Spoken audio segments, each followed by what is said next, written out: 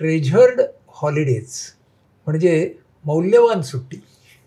पर्यटनामधलं हे मोल काय आहे, त्याच्यात मौल्यवान काय सापडलं या उद्योजिकेला आणि तिच्या माध्यमातून आपल्या सर्वांना हे आपण जाणून घेणार आहोत. राधिका, खूप खूप स्वागत. तू जाणतेपणी प्रवास कधी आणि कसा करायला लागलीस? 2003 साली मी MBA करत होते तेव्हा. तर माझ्या खूप जवळच्या एका मैत्रिणीबरोबर मी तिच्या घरी कलकत्त्याला गेले आणि वेस्ट बेंगॉलचं मला सगळं कल्चर बघायला मिळालं. आम्ही कलकत्ता बघितल्यानंतर आठवडाभर मी शांतिनिकेतनच्या आवारात राहिले.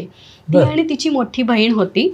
मग त्यांनी मला कुठे कुठे नेलं. हा प्रवास फार सुंदर होता आणि तो मैत्रिणीच्या घरी केला होता. तो काय कुठल्या हॉटेलमध्ये नव्हता आणि 2003 मध्ये फक्त ईमेल वापरत होते मी. कुठलीही ॲप्स नव्हती, सोशल मीडिया नव्हता. त्याच्यामुळे असं कुठे लोकांना दाखवणं असं पण काही नव्हतं. पण तो इतका भावलेला प्रवास होता. मग 2009 मध्ये मी भारताची कल्चरल अम्बॅसिडर म्हणून अमेरिकेला गेले होते आणि आमच्यासाठी 8 आठवडे अनेक प्रोग्राम म्हणजे कल्चरल प्रोग्राम त्यांनी ठेवले होते. आणि सगळ्यात माझ्या आवडीचा जो एक प्रोग्राम झाला तो एका आमिष गावात झाला. आणि तुम्हाला माहीतच असेल की ते आमिष लोक जे बाहेरच्या भागातनं अमेरिकेत स्थायिक झालेत ते कुठल्याही प्रकारची वीज वापरत नाहीत, इंधन वापरत नाहीत. त्यांच्याकडे अजूनही ते पाण्याचे पंप आणि वाऱ्याचे पंप वापरतात आणि तसं त्यांचं जीवन अगदी सात्विक ते जगतात. तर ते बघितलं आणि तिथे त्यांच्याकडे ना खूप हस्तकलेच्या वस्तू ते तयार करतात. तर आम्हाला त्या बाईंनी सांगितलं होतं, तुम्हाला ॲपल पाय खायचं आहे, तुम्हाला ब्लूबेरी पाय खायचं आहे, ती ब्लूबेरी मला घोटून द्या. त्याच्यानंतर तो ॲपल पाय करायचा असेल तर ती कशी कापायची ते त्यांनी आम्हाला शिकवलं होतं, सफरचंद कापायला. आणि मला ते खूप आवडलं होतं. सगळ्यात महत्त्वाचं मला वाटलं, मी जी ग्रामीण अमेरिका बघितली त्याच्यामध्ये सुंदरसं गिफ्ट शॉप होतं आणि त्याच्यामध्ये एक स्वच्छ टॉयलेट होती. आणि ह्या सगळ्या अनुभवाबरोबर मला वाटलं ते गिफ्ट शॉप आणि ती स्वच्छ टॉयलेट ह्या 2 गोष्टी खूप महत्त्वाच्या होत्या आणि त्यांनी त्यांचं टुरिझम ते नेक्स्ट लेवलला नेतात. अमेरिकेसारखा इतका आधुनिक टेक्नोसॅव्ही असा देश आणि त्याच्यामध्ये ही एमिश मंडळी त्यांची परंपरा टिकवून ठेवून कसे राहतात हा एक वेगळा अनुभव तुला मिळाला. हो, आणि ते बघत असताना मला वाटलं की अरे आज मी ग्रामीण अमेरिका बघतेय पण मी ग्रामीण भारत बघितलेला नाहीये आणि मला गिल्टी वाटलं. आणि मग मी परत आल्यावर मग मी खूप वाचायला सुरुवात केली. ब्रिटिश काउन्सिल लायब्ररीमध्ये मी काम करत होते तेव्हा. कुठल्या क्षेत्रात तेव्हा तू काम करत होतीस? मी तेव्हा लायब्ररीमध्ये, ब्रिटिश काउन्सिल लायब्ररीमध्ये काम करत होते आणि माझा जो कल्चरल एक्सचेंज होता तो एका लायब्ररियन बरोबर होता. मी लायब्ररियन्सच्या घरी राहिले आणि मग तिथलं सगळं लायब्ररीचं कल्चर बघितलं. म्हणजे तू MBA केलंस, मग त्याच्यानंतर लायब्ररी सायन्स केलं? नाही, मी आधी BA सोशॉलॉजी केलं, मग मी BLib लायब्ररी सायन्स केलं, इन्फॉर्मेशन सायन्स आणि युनिव्हर्सिटी पुण्यातनं केलं. आणि फार आवडायचा तो कॅम्पस मला आणि इतकं आवडलं होतं ते सगळा तो सिलेबस वगैरे की मी पहिली आले. आणि असं कल्चर होतं तेव्हा की जो पहिला येतो त्याला एकाच व्यक्तीला ब्रिटिश काउन्सिलमध्ये ट्रेनी म्हणून तुम्हाला बोलावलं जातं. सो तशी मी 1 वर्ष तिथे ट्रेनिंग घेतलं आणि मला नंतर तिथे परमनंट जॉब मिळाला होता. आणि मी 15 वर्ष ब्रिटिश काउन्सिलमध्ये होते. म्हणजे तू पुस्तकांच्या सहवासात होतीस? क्युरेशन करायचं ते पुस्तकांचं करायचं तेव्हा. ओके. आणि त्या कार्यक्रमामुळे तू अमेरिकेत गेलीस? हां. आणि मग आलीस आणि तू ठरवलंस की ग्रामीण भारत बघायचा. हां, मग मी आधी माहिती बघत गेले आणि अजून म्हणजे मी बघत गेले की अशी कुठली संस्था आहे का. कारण अमेरिकेमध्ये मी पहिल्यांदा शब्द ऐकला क्राफ्ट ट्रेल हा शब्दच मी ऐकला नव्हता. तर मला असं कुठली संस्था भारतात मिळाली नाही की जी असे लोकांना घेऊन जाते आणि विविध कलेच्या वस्तू दाखवते, कारागिरांच्या भेटी घडवून आणते किंवा हँड्स ऑन असं काही एक्सपिरियन्सेस देते, असं काहीच नाही मिळालं. मग असं म्हणतात ना की गरज ही शोधाची जननी आहे. असं वाटलं की आपण आत्ता बॅग भरावी, कारण इतकी सुंदर इन्फॉर्मेशन हातात असायची, ती समोर सगळी पुस्तकं. तर वाटायचं आपण बॅग भरावी आणि प्रवासाला निघावं. आणि झालंही तसंच. माझ्या घरच्यांनी 100% पाठिंबा दिला मला आणि मी सोलो ट्रॅव्हलिंग सुरू केलं. आणि मी करतच होते ते, पण तेव्हा ना ते खूप एक थेमॅटिक ट्रॅव्हल म्हणतो ना आपण, तसं झालं. म्हणजे एका सूत्राभोवती तो प्रवास. अगदी. आणि ते सूत्र काय होतं?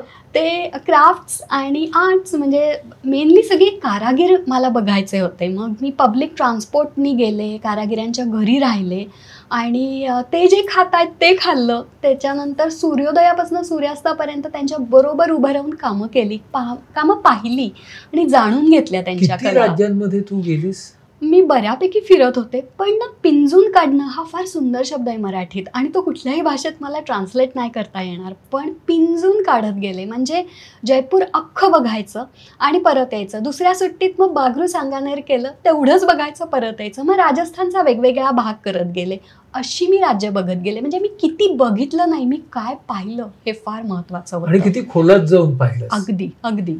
हा, आणि मग तुला काय जाणवलं? म्हणजे तुला हा आर्ट आणि क्राफ्टचा भारत कसा दिसला? तो फार सुंदर होता. कुठल्याही हॉटेलच्या मेन्यू कार्डवर नसलेले जे पदार्थ होते ते मी माझ्या कारागिरांच्या घरी खाल्ले.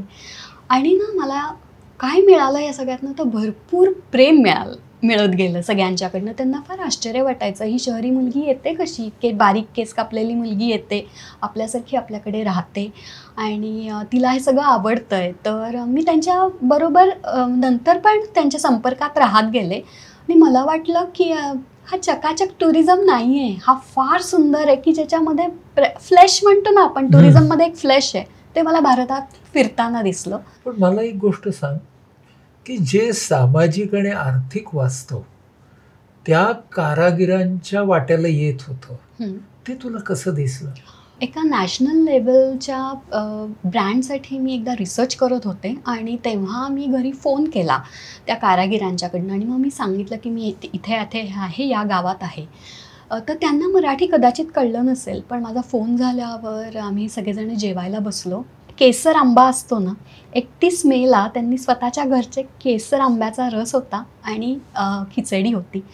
इतकं सुंदर, आणि ते घरातच गाईगुरं होती त्याच्यामुळे तूप त्याच्यावर, असं मी ते जेवत होते आणि खूप वेळ शांतता होती. आणि नंतर एकदम ते मला म्हणाले, विणकर, की तुला माहिती आहे का, आम्ही हरिजन आहोत, तुझ्या घरी माहिती आहे का, तू आमच्याकडे खातीयेस आणि राहतेस?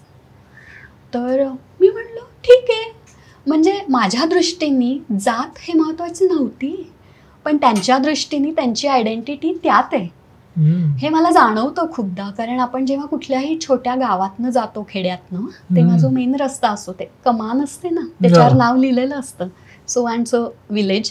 तुम्ही आत जाता, दोन्ही बाजूला जी घरं असतात ती अप्पर कास्टची असतात आणि जसे तुम्ही बाजूबाजूला जाता तसं ते वेगवेगळं होत जातं. टोकाची घरं असतात ती, हो, अशी घडीपर्यंतची घरं असतात.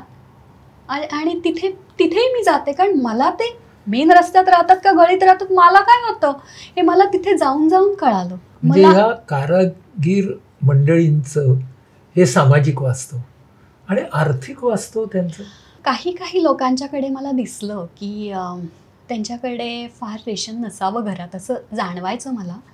पण ना त्यांच्याकडे गाईगुरं असतात, स्वतः कपडे विणतात, त्याच्यामुळे एक स्वावलंबत्व असतं ना, ते खूप छान असतं. आणि त्याच्यामुळे बाहेरनं काय विकली मार्केट्समधनं जाऊन आणतात तर मीठ मसाला, की जे तुम्ही घरात नसतं तुमच्या. अशी पण मला अनेक कुटुंब दिसली, वेल्दी पण दिसली, अफ्लुएंट पण होती, की ज्यांच्याकडे त्यांना तुमची शहरी प्रेझेंटेशन नसेल, चकाचक तुम्ही लाओपालातनं ते कटलरी देणार नाहीत कदाचित, पण तांब्या पितळ्याची भांडी, हेअरलूम सगळी कटलरी, ती कुठे बघायला मिळते तुम्हाला. ही सगळी भ्रमंती जशी होत होती तसं तुला वाटत गेलं का ग की आता आपण व्यवसाय चालू करावा? हो, मी जेव्हा MBA करत होते तेव्हा मी किती अर्ली 20s, तर मला तू नोकरी करून MBA करत होती? हो, मी जेव्हा ब्रिटिश काउन्सिलमध्ये गेले तेव्हा ब्रिटिश काउन्सिलनेच एक स्कीम सुरू केली होती करिअर डेव्हलपमेंटची, आणि त्याच्यामध्ये त्यांनी एनकरेज केलं होतं स्टाफला की तुम्हाला जे हवं आहे ते शिका, आम्ही तुमच्या फिया भरणार आणि तुम्हाला जेव्हा सुट्टी हवी असेल परीक्षेला तेव्हा देणार. आणि आय गॉट सिलेक्टेड. त्याच्यामुळे मी MBA केलं. IMDR, मी ब्रिटिश काउन्सिल फर्ग्युसन रोडला होतं आणि IMDR माझं जस्ट मागेच होतं, त्याच्यामुळे 6 पर्यंत. IMDR म्हणजे institute of management development research.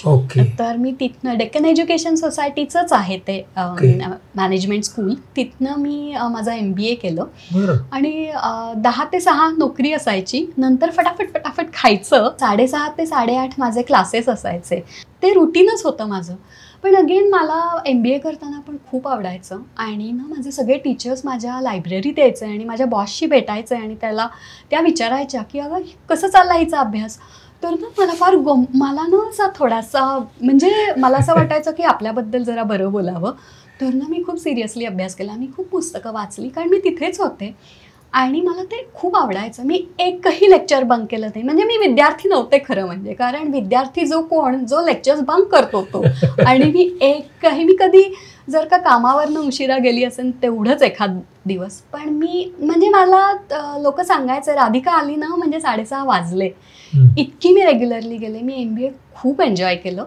हां, पण मग आता तुझ्या डोक्यात येणारी पर्यटनाची कल्पना आणि MBA तू जे काही तू शिकत होतीस ते जोडणं असं काही डोक्यात चालू झालं का? हो, म्हणजे MBA करताना जेव्हा आम्ही केस स्टडीज शिकायचो तर तेव्हा एवढ्या केस स्टडीज आम्ही डिस्कशन्स व्हायची, डिबेट व्हायचे त्याच्यात. तर मला वाटायचं आपण पण करायचं, म्हणजे आपली पण एक केस स्टडी कधीतरी झाली पाहिजे.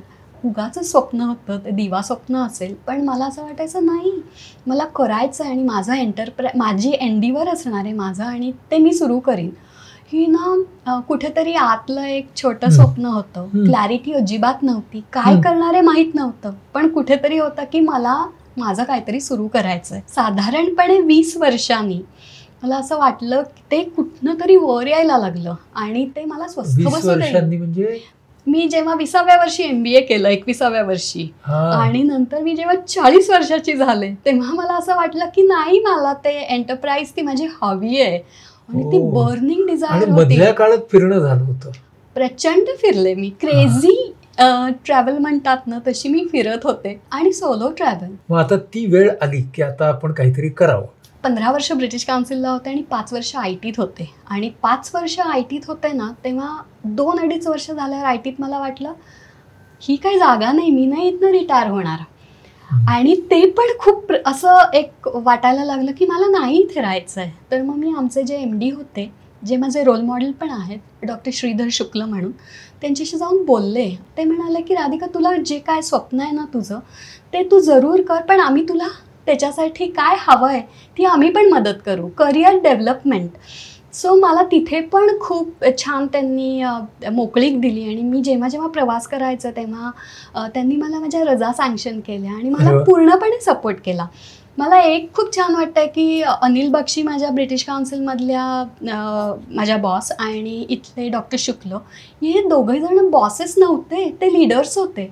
आणि त्यांना माझ्यातली जी बर्निंग डिझायर होती ना ती कळली होती, त्याच्यामुळे त्यांनी माझी स्वप्न पुढे न्यायला खूप मदत केली. मग आता कल्पना कशी फॉर्म्युलेट केलीस? 2.5 वर्ष झाल्यावर ITत मग मी ठरवलं की नाही, आपण आता वेळ घेऊन आपण ह्याच्यावर काम करायचं.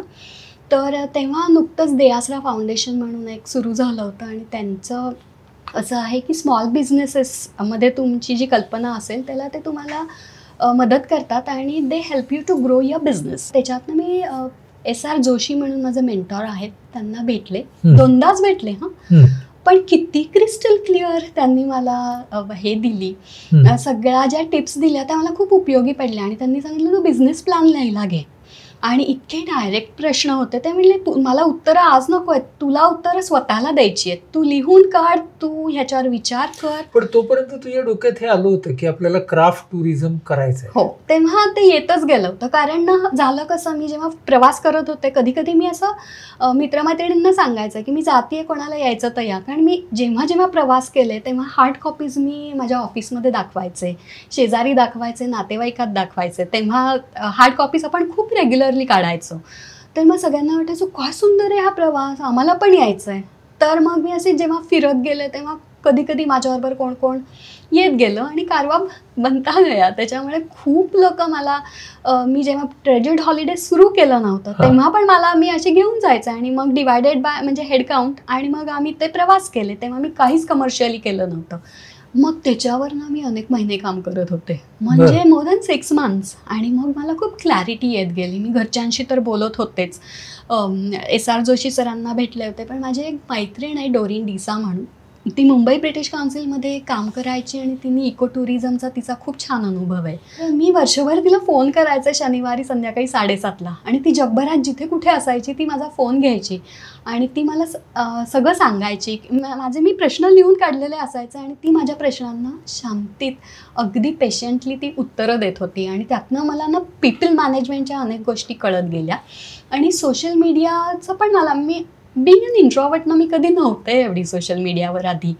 तर आणि स्वतःचे फोटो टाकणं आणि स्वतःबद्दल लिहिणं हे मी खूप कमी केलं होतं तोपर्यंत. तर नंदिता खैरे म्हणून आहेत, त्या सोशल मीडियाचे कन्सल्टंट आहेत, त्यांना जाऊन भेटले आणि मग त्यांनी मला खूप टिप्स दिल्या. हा जो प्रवास होता ना की मला नक्की काय करायचं आहे तो साधारण 2 वर्षाचा असेल. 2 वर्ष? हो, पण मी तेव्हा नोकरीही करत होते आणि हे सायमल्टेनियसली चाललं होतं. 2016ला सुरू केलं ट्रेजर्ड हॉलिडेज आणि तेव्हा खूप कमी आयटिनरीज तयार होत्या माझ्याकडे. 6च होत्या. कच्छ होतं पहिलं, त्याच्यानंतर जयपूर, बगरू, सांगानेर होतं, मग हम्पी होतं.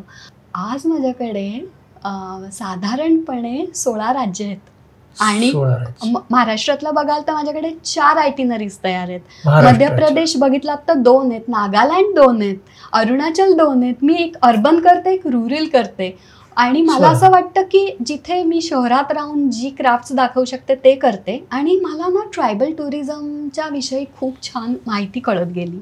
त्यांच्या टेक्स्टाईल्स, त्यांच्या क्राफ्टमध्ये खूप इंटरेस्ट आला. इको फ्रेंडली त्यांचं सगळं असायचं, ते फार आवडत गेलं. तुला कस्टमर मिळायला म्हणजे टुरिस्ट मिळायला कशी सुरुवात झाली, गेस्ट मिळायला, किंवा तू त्या गेस्टपर्यंत कशी पोहोचलीस? सुरुवातीला मी माझा एक ईमेलचा डेटाबेस आहे, त्याच्यातनं ईमेल पाठवत गेले. सोशल मीडियावर 2016पासून जे पेज केलं म्हणजे फेसबुक, इंस्टाग्राम आणि लिंक्डइनवर लिहित गेले आणि तिथनं जगभरातल्या लोकांना कनेक्ट झाले आणि तशी लोक येत गेली आणि वर्ड ऑफ माउथनी मला खूप लोक जोडली जातात. म्हणजे एकदा आलेले लोक मला असे खूप लोकांनी सांगितलं, आम्ही ना कधीच ग्रुप टूर घेतलेल्या नाही आहेत, आम्हीच सगळी माहिती मिळवून जातो, पण तुझ्याबरोबर म्हणून एकदा येतो. एकदा येतात, 2दा येतात आणि खूपदा यायला लागतात. मी ना 2014, 15, 16 साधारणपणे त्या वर्षांच्या मध्ये एक नॅशनल लेवल ब्रँड होता आणि त्यांच्यासाठी डॉक्युमेंटेशन केलं होतं आणि मी हम्पीमध्ये जाऊन एका विणकराच्या कुटुंबाबरोबर काम करून 100% कॉटनच्या साड्या आम्ही त्यांच्याकडनं तयार करून घेतल्या आणि तो प्रोजेक्ट पूर्णपणे मी एक्झिक्यूट केला होता आणि मी वर्षभर जात राहिले तिथे. तिकडची इटिनरी तयार केलीस? हो, आणि ओरिसा मला खूप आवडतं. तिथे पण माझ्या 2 आहेत, म्हणजे मी एक पुरी भुवनेश्वरच्या भागातलं सगळी क्राफ्ट्स दाखवते आणि मला नेहमी वाटतं ओरिसा इज ना अंडर एस्टिमेटेड. काय तिथे म्हणजे क्रिएटिव्हिटी आहे. आणि दुसरा एक भाग आहे ओरिसाचाच, पण तो आंध्र प्रदेशच्या बॉर्डरला जातो. तर तो सगळा भाग आहे विशाखापट्टणमच्या भागातला. तर तिथे सगळे ट्रायबल्स राहतात, तर त्यांची विकली मार्केट्स आणि तो सगळा भाग आम्ही बघतो. आणि माझं सगळ्यात लाडकं स्टेट म्हणाल तर सगळीच छान आहेत, सगळी सेमच आहेत, पण मला मणिपूर खूप आवडतं. मी मणिपूरला 2दा गेली आहे आणि ना मणिपूरमध्ये गेल्यावर माझ्या लक्षात आलं, तुमच्या महाराष्ट्राची जी पैठणी आहे ना ती इतकी महाग आहे आणि ती आपली पैठणी असून सुद्धा मी महाग म्हणते. पण मी मणिपूरला गेल्यावर माझ्या लक्षात आलं, तिथले जे विणकर आहेत त्यांच्याकडे 150 रुपयापासून स्कर्ट मिळतो तो 2 लाखापर्यंत. तर एवढी जी रेंज आहे ना ती मला बघायला मिळाली. मी खूप विणकरांच्याकडे गेले, मी फार सुंदर मणिपूर बघितलं आहे. तुझ्या ज्या टूर्स असतात ना त्याचा आयडियल नंबर काय असतो बॅचचा? 10. मी असं बघत नाही की किती लोक येतात, मी प्लॅनिंग 10चं करते आणि 10 झाली की मग मी वेटलिस्ट सुरू करते. पण कधी 9च होतात तर मी म्हणते हो ठीक आहे, माझी नवरत्न आहेत ती. मग जेव्हा 10 येतात तेव्हा तो माझा मॅजिक नंबर असतो. जेव्हा 12 येतात तेव्हा मी म्हणते chip up by the dozen. असे माझे काय काय कोडवर्ड्स आहेत माझ्या नंबरसाठी. पण 12, त्याच्यापेक्षा 10 ते 12 का? कारण आपण ना कलाकारांच्या घरी जातो तर नेहमी हस्तकलेच्या वस्तू ना लिमिटेड संख्येत तयार होतात. ते मशीन मेड नाही आहेत, त्याच्यामुळे तुम्हाला त्यांची अशी शेल्फ भरलेलीच्या भरलेली दिसणारच नाही आहेत. हँडपिक्ड गोष्टी, पण त्या सुरेख सगळ्या गोष्टी कमी प्रमाणात पण छान, तुम्हाला क्वालिटी प्रोडक्ट्स ती कमीच प्रमाणात असतात. आणि मला वाटतं की जेव्हा तुम्ही कोणाच्याही घरी जाताना कलाकारांच्या, तेव्हा त्या कमी गोष्टी असतात तरी पण आम्ही एंड टू एंड प्रोसेसच बघतो. तर त्याच्यामधनं त्यांना सुरुवातीपासून शेवटपर्यंत जर का दाखवायचं असेल तर त्यांच्या वर्कशॉपमध्ये आपण सगळ्यांनी बघताना छोटा ग्रुपच मी मॅनेज करू शकते. मला कुठे बसलोड ट्रकलोड न्यायचंच नाही आहे, किंवा मी किती लोक घेऊन जाते हे नाही आहे. मी काय दाखवते, कोणाकडे नेते, हे फार महत्त्वाचं आहे. मला ना असे 1-2 प्रसंग सांग की ना जिथं तू अमुक एका क्राफ्टमन किंवा विणकराकडे अमुक एका ग्रुपला घेऊन गेलीस आणि तिथं काय झालं. एक गोष्ट सांगते मी की आमचे एक मशरूचे विवर आहेत. मशरू नावाचा एक फॅब्रिक असतं कच्छमध्ये. त्या विणकरांच्याकडे ग्रुपला घेऊन गेले होते. तर मी सगळ्या ग्रुपला त्यांची बॅकग्राऊंड सांगत होते, आम्ही कसे कनेक्ट झालो आणि असं सगळं. तर ते जे दोघं विणकर आहेत ना, ते 2 भाऊ आहेत आणि ते त्यांच्या 60त आहेत. बरं. आणि 60 क्रॉस केलेले आहेत. आणि त्यातले एक जे विणकर आहेत त्यांचं नाव भोजराज भाई, आणि त्यांना वयाच्या साधारण 5व्या वर्षी पोलिओ झाला आहे. त्यांचं एक बाजू पूर्ण काम नाही करत. तर त्यांना मला नेहमी प्रश्न पडायचा की हे विणतात कसे. मी जेव्हा त्यांच्या सुरुवातीला 2014-15 मध्ये त्यांच्या घरी गेले होते तेव्हा मी बघितलं होतं त्यांचे जे दुसरे भाऊ आहेत ना, राणाभाई, ते म्यूट आहेत. ते मुके आणि बहिरे आहेत. राणाभाई विणतात आणि भोजराजभाई जाऊन सगळ्या प्रदर्शनातनं सगळ्याची विक्री करतात. आत्ता आपलं इन्फ्रास्ट्रक्चर खूप बदलत झालं आहे, खूप छान होत चाललं आहे, स्मूथ झालं आहे. पण 14 साली आम्ही जेव्हा गेलो तेव्हा त्यांच्याकडे फक्त लँडलाईन होती आणि असं लोकेशन शेअर करा आणि असले काही प्रकार जमले नाहीत, कारण काही नव्हतंच तेव्हा. ते सगळं बघत असताना त्यांनी मला सांगितलं आमच्या दोघांची जी स्किल्स आहेत ना ती खूप कॉम्प्लिमेंटरी आहेत. मला हे प्रोफाऊंड नॉलेज वाटलं. म्हणजे आपला छोट्याशा गोष्टींनी मूड जातो आणि आपण एवढूशं एवढं करून किती आपण रडतो, पण ह्यांच्याकडे आयुष्यातल्या बेसिक गोष्टी पण नाही आहेत, तरी पण ते किती आनंदाने आणि किती ते पॉझिटिव्हिटी होती त्यांच्या सगळ्यात. तर मी ग्रुपला नेहमी सांगते, आपण ह्यांच्या घरी आलो, it's a learning holiday, it's not a picnic. आणि सगळ्यात महत्त्वाचं म्हणजे मी सांगते त्यांना, these are the role models. ही तुम्हाला पुस्तकात मिळणार नाही आहेत, ही तुम्हाला वर्तमानपत्रात मिळणार नाही आहेत, ते टी व्हीवर येणार नाही आहेत, पण ही अपॉर्च्युनिटी आहे तुम्हाला. त्यांची भाषा, त्यांचे उच्चार, त्यांचे कपडे, त्यांची घरं, हे सगळं बघण्यासारखं आहे. तुम्हाला सांगू, मी टी ट्रेल करते, चहाची एक ट्रेल करते तामिळनाडूमध्ये, आणि त्याला एक काश्मीरी एक माझ्या आहेत, नेहमी येतात माझ्याबरोबर, त्या आल्या. त्यांना इतका भावला तो प्रवास. त्या काश्मीरमध्ये राहायच्या आणि एक दिवस त्या सगळं सोडून आल्या. तर त्यांच्या पहलगामच्या घरातनं त्यांना जो निसर्ग दिसायचा तो त्यांना त्या निलगिरीच्या प्रवासात दिसला. आणि मग त्या एकदा आल्या, त्या 2दा आल्या, आणि त्या मला म्हणत होत्या मी 3ऱ्यांदा सुद्धा येऊ शकते. पण त्या प्रवासाचं वर्णन ते सगळ्यांना सांगतात. मला असं वाटतं की ही त्या आयटिनरीची ताकद आहे ना, तो जो भारत त्यांनी बघितला, तर ते रिकनेक्ट जे झाल्या त्यांच्या लहानपणाशी. ते काय होतं, आम्ही ते चहाच्या मळ्यात राहिलो, चहाच्या खोल्यांची नावं असणाऱ्या खोल्यात राहिलो, फक्त चहामय झाला. आम्ही चहाबाज लोक गेलो होतो तिथे.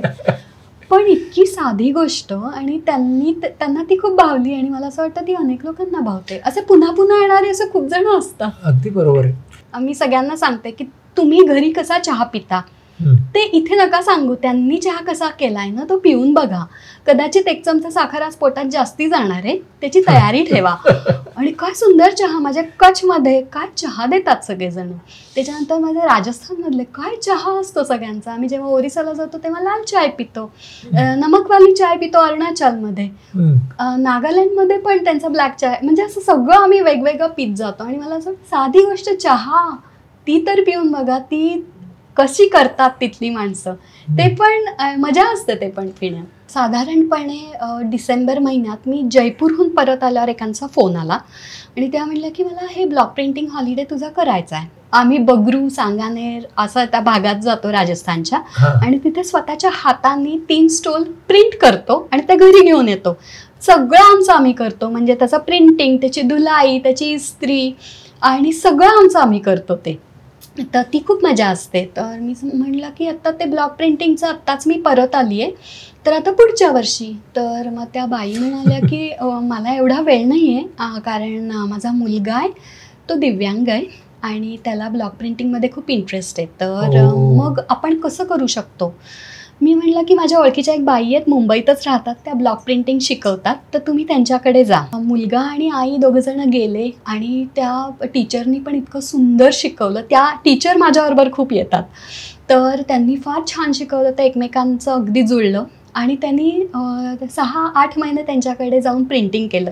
आणि पुढच्या वर्षी जेव्हा माझा ब्लॉक प्रिंटिंग हॉलिडे आला तेव्हा ती आई आणि मुलगा आले. पुन्हा त्या आर्टिझन, त्या अख्ख्या बागरू गावाची ती गायडेड टूर त्यांनी घेतली, ते कार्व कसे करतात ब्लॉक ते बघितले, त्याच्यानंतर त्यांनी हाताने सगळं प्रिंटिंग केलं, तर त्यांना ते खूप आवडलं. आणि आज मला सांगायला फार छान वाटतंय, तो दिव्यांग मुलगा ऑन्ट्रप्रेनर आहे आणि त्याला इतकं सुंदर त्यांनी ते पिकअप केलं. सुरुवातीला आईनी आणि टीचर्सनी त्याला जी मदत केली, आज तो इंडिपेंडंटली त्याचा एंडिवर चालवतो. आणि कित्येक त्याच्या सारखी असणारे आईवडील, म्हणजे मुलं आणि त्यांचे आईवडील ह्यांच्याकडे येतात आणि ते बघतात त्याचं काम, आणि ही इज अन इन्स्पिरेशन. अजून एक सांगायचं डॉक्टर मला, अगदी, की 26 जानेवारीला आपल्याकडे ना पद्म अवॉर्ड्सची लिस्ट आउट होते. गेल्या अनेक वर्षात, गेल्या 8 वर्षात आता मी इतका ग्रामीण भारत फिरते, तर माझ्या प्रत्येक त्या पद्म अवॉर्डच्या लिस्टमध्ये मी ज्यांच्या घरी घेऊन जाते ती एकतरी व्यक्ती असतेच. तर मला इतका आनंद होतो. आणि मग मी त्या ग्रुप्स जे त्यांच्या घरी गेलेले असतात त्यांना मी लगेच सांगते, अरे ह्यांना मिळालंय पद्म अवॉर्ड, आणि मी इव्हन नंबर सुद्धा शेअर करते, म्हणजे रिकनेक्ट होतात ना पुन्हा लोक. ही फार अभिमानाची गोष्ट आहे. अतिशय अतिशय. आणि हे पद्म अवॉर्ड विनर्स किती साधे, म्हणजे सिम्प्लिसिटी काय असते ना, एपिटोम ऑफ सिम्प्लिसिटी, हे तर मी बघते ग्रामीण भारतात. आणि हे त्यांच्यांना पद्म मिळालं, आपल्यासारख्यांना त्याचा कौतुक आहे. ते अगदी शांत असतात. दुसरी गोष्ट म्हणजे ना, काय माझे आर्टिझन ते PhD गाईड्स आहेत, आणि त्यांच्याकडे भारताच्या बाहेरनं कुठनं रिसर्च करणारे स्टुडंट्स येतात आणि ते त्यांना गाईड करतात. काही लोकांना डॉक्टरेट मिळालेली आहे बाहेरच्या देशातनं. सो मला असं वाटतं मी रोल मॉडेल्सकडे घेऊन जाते. पर्यटन व्यावसायिक म्हणूनचं तुझं समाधान वेगळं कसं? खूप काय मिळतंय यातनं. आणि म्हणजे मला असं वाटतं 20 वर्षाच्या नोकरीनंतर कसं असेल हे, तर ते फार छान आहे. खूप बघायला मिळतंय, खूप आपला भारत म्हणजे ना एक स्वतःचा शोध पण असतो. माझ्यासाठीचा खजिना मला लोकांना सांगायचं नाहीये, पण मला कळतंय ना. ते जे शिकणं असतं, ते जे प्रगल्भ होणं असतं ना, ते फार छान आहे. पर्यटन का करावं आणि कसं करावं? मला वाटतं की तुम्ही सोशल मीडियाला दाखवायला पर्यटन अजिबात करू नका. ते स्वतःसाठी करा. बरोबर. आणि स्वतःचा शोध हा फार सुंदर त्यातनं मिळत जातो. टिक मार्क करायला नका करू. हो, मला बकेट लिस्ट हा शब्द समावून नाही आवडत, कारण मग तुम्ही ती टिक करता, तर ते नका करू. पुन्हा जा तिथे, वेगळा भाग बघा. कारण चष्मे बदलले ना की सेम भाग आपण वेगळ्या नजरेतनं बघितल्यावर पण खूप शिकायला मिळतं. आपल्याला खूप वारसा आहे, त्याच्यामुळे तो वारसा आहे, तो सांस्कृतिक आपली मॉन्युमेंट्स आहेत त्याचा आहे. आपल्याकडे वेगवेगळ्या खाद्यसंस्कृती आहेत, कला आहेत. तर हे सगळं बघता मला असं वाटतं की हे खूप छान आहे आणि ते तुम्ही बघू शकता. तर प्रवासाला गेल्यावर म्युझियम्स पण, आपल्याकडे खूप छान म्युझियम्स आहेत, खूप नव्याने येत आहेत. ते नवी टेक्नॉलॉजी वापरत आहेत. तिथे यंग मुलं गायडेड टूर्स घेत आहेत. आणि ती स्मेली आणि ती जी जुनी पुराणी अंधारी म्युझियम्स आहेत ना, ते दिवस गेले. आज खूप सुरेख म्युझियम्स येत आहेत, ती इंटरॅक्टिव्ह आहेत, ती बघा. आणि शांतपणे, माझा जो ट्रॅव्हल आहे ना तो स्लो ट्रॅव्हल आहे, तर मला असं वाटतं शांतपणे बघितलं ना, कुठे चाला. कारण आपण जेव्हा गाडीतनं जातो ना तेव्हा 10 गोष्टी मिस होतात. त्याच्यामुळे कधी थोडासा 1-2 तास चालायचा, एखादं काही केलं तर त्यातनं पण खूप आनंद मिळतो त्या प्रवासाचा. लोकांच्याकडे लोकल डेलिकसीज खायचा प्रयत्न करावा, तर ते पण छान असतं. मी खूप आर्टिझनच्या घरी जाते ना, तर जॉईंट फॅमिलीमध्ये राहतात. इंटँजिबल म्हणजे त्यांची नाते. आता पॅन्डेमिकचं उदाहरण मी सांगेन. मला मास्टर वीवर्स म्हणजे मास्टर आर्टिझन्स म्हणजे ज्यांना सगळी कामं येतात, जे रोज लूमवर बसून विणत नाहीत, पण त्यांना सगळी नुआन्सेस ऑफ द क्राफ्ट म्हणतो ना ते माहीत असतं. तर इंटँजिबल कसं असतं बघा, पॅन्डेमिकमध्ये एका मोठे जे विणकर आहेत त्यांच्याबरोबर 40 छोट्या फॅमिलीज जोडल्या गेल्या होत्या. तर त्यांनी असं बघितलं की आज विक्री होतीये का नाही महत्त्वाचं नाही, या सगळ्यांना आज काम आहे का नाही ते त्यांनी दिलं. हा खूप महत्त्वाचा आहे ना. त्यांनी नाती जपली, ती इंटँजिबल आहेत आणि तो वारसा आहे.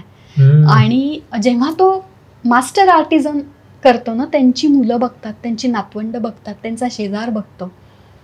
हे आपलं ना क्लोज नीट जो आहे ना सोसायटी, त्याचं प्रतीक आहे असं मला वाटतं.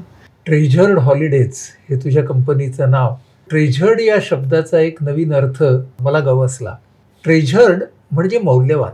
मौल्यवान म्हणजे ज्यामध्ये मूल्य असतात ते मौल्यवान. आपल्या भारताची मूल्य काय? आपला भारत इतक्या साऱ्या विविधतांना स्वतःच्या मध्ये सामावून त्यातून नात्यांच्या द्वारे कोणतं एकत्व शोधतो आहे, हे आपल्या पुढे उभं करणारा हा प्रवास आहे. आणि हे या ट्रेझर्ड हॉलिडेजचं मला दिसणारं वैशिष्ट्य आहे. निसर्गाला शोधताना स्वतःला शोधणं, स्वतःला शोधताना संस्कृती शोधणं. कलात्मकता ही संस्कृतीमधली एक सवय आहे आणि ह्या सवयी ज्या आहेत त्या साधेपणामधून निर्माण झाल्या आहेत. दैनंदिन जीवनचक्रातून, ऋतुचक्रातून तयार झालेल्या आहेत. निसर्गाबरोबर नातं सांगणारे आहेत. आणि म्हणून आज महानगरामध्ये तथाकथित आधुनिकतेमध्ये आम्ही सगळे स्वतःच्या जाळ्यामध्ये आणि स्क्रीनच्या मोहामध्ये गुंतत असताना जोडण्याचा एक नवा मार्ग निसर्गाशी, संस्कृतीशी, माणसांशी हा या ट्रेझर्ड हॉलिडेजच्या द्वारे राधिका आणि तिची अख्खी टीम आपल्यासमोर मांडते आहे. म्हणून आपल्याला जे भान यायला हवं आहे माझ्या देशातल्या एकात्मतेचं, मला जी जाण हवी आहे माझ्या देशातल्या व्यापक विविधतेची, हे देण्यासाठी पर्यटनाचा सजगपणे वापर करणं हे किती महत्त्वाचं आहे. आपण सगळेजण ट्रेझर्ड हॉलिडेजच्या टूर्सना जाऊ का नाही माहीत नाही, पण आपण जिथं कुठे जाऊ तो ट्रेझर्ड हॉलिडे कसा करायचा हे आपल्याला राधिकाने आज खूप छान समजून सांगितलं. तेव्हा राधिका, तुझ्या पुढच्या इटिनरीजसाठी खूप खूप खूप खूप शुभेच्छा. थँक्यू.